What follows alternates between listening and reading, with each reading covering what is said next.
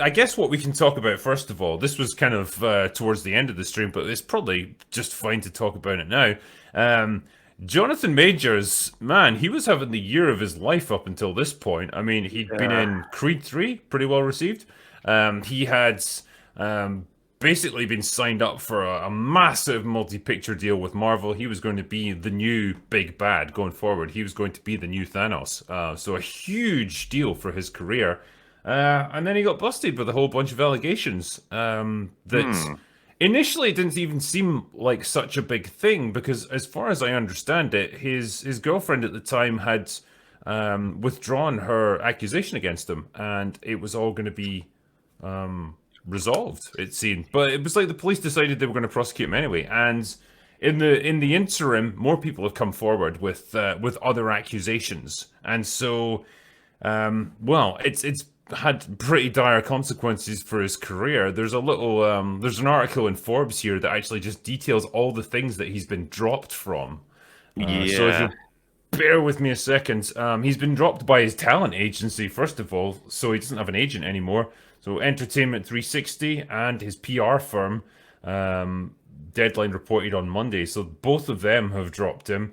He's also lost out film roles in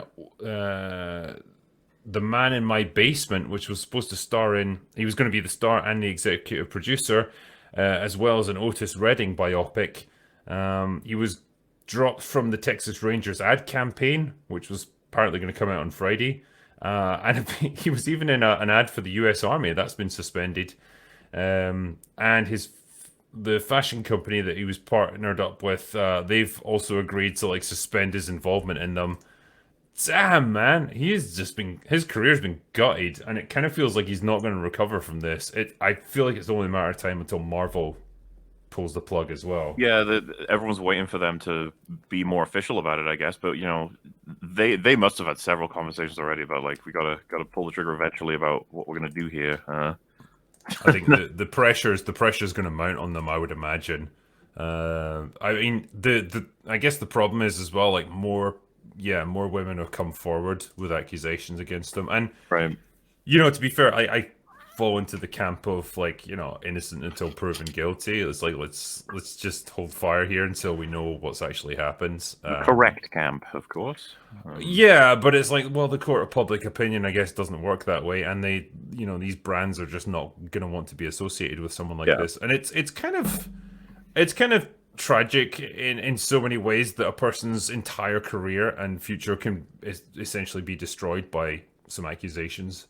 Yeah. I You know, mean, the everyone's talking about like, is this Johnny Depp all over again, or is it something else? Like, we'll find out. We always eventually find out. It's just that I think everyone wants to take action and have their sort of commentary immediately, and so it causes a lot of crazy shit to happen, like him being dropped from everything. Yeah, and it's a shame because, like I say, I mean, if he is guilty of this stuff, then fair play. I guess he's got to take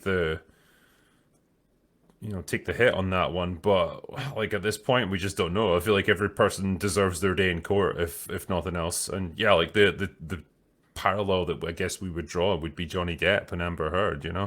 Hmm. He lost out on a lot of stuff because of that, Yeah. and you could argue his career still hasn't really recovered from it. There's no word on him doing more Pirates of the Caribbean movies or anything so far. Nothing official, anyway. I think he's actually only recently. There's a trailer came out for a movie he's doing since all this, and I remember seeing the comments saying like, "This is the comeback," and it's like, yeah, well, we'll see. I mean, hopefully, but yeah, man. I mean, he's pushing 60, so it's not like time is on his side or anything. I guess you've got to kind of make the most of it while you can. And this is like several years, I guess, that he's lost out on in his career because of her. Hmm. And you just wonder, well, is that going to be the same thing for Jonathan Majors? Yeah, it's got to be an absolute nightmare for Marvel because you could make the argument like, well, they could recast him, but it's like, well, you've already shown that every version of Kang is exactly the same. Like every version is played by Jonathan Majors. So A friend of mine said that, and I was like, "Well, they're just gonna say different timelines, different worlds, different." And then my friend was like, "They can't do that." And I was like, "What do you mean they can't do that? Like it's fucking Marvel. They make shit up constantly. They don't care about what came before. Like ultimately, if they did recast him, they would they'd have one character say like, "You don't look like the last time I saw you," and he's like, "I'm one of many. You think that I'm just one guy, you fool?" And I was like, "Right, yeah." I mean, I suppose like it's just everyone would know exactly what had really happened, and it would just feel weird. It just feels like the last thing they need at this point is something as major as this. Like at a time when their franchise is struggling already. You know, to have this kind of drama outside of everything else. Oh, we got Gary here as well. Hey, Dave, and hey, Gary. Hello, Hey, gentlemen. Welcome, lads. Hello. Chat, I want you to give them abuse now.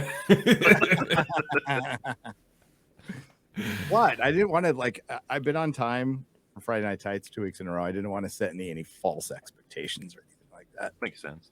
That's fair. Yeah, that's fair. No, I appreciate you coming in for this tonight, man. And Dave, hello, sir. Hello, microphone problem's gone away. I'm here now. There you go. You are here, yes. Welcome.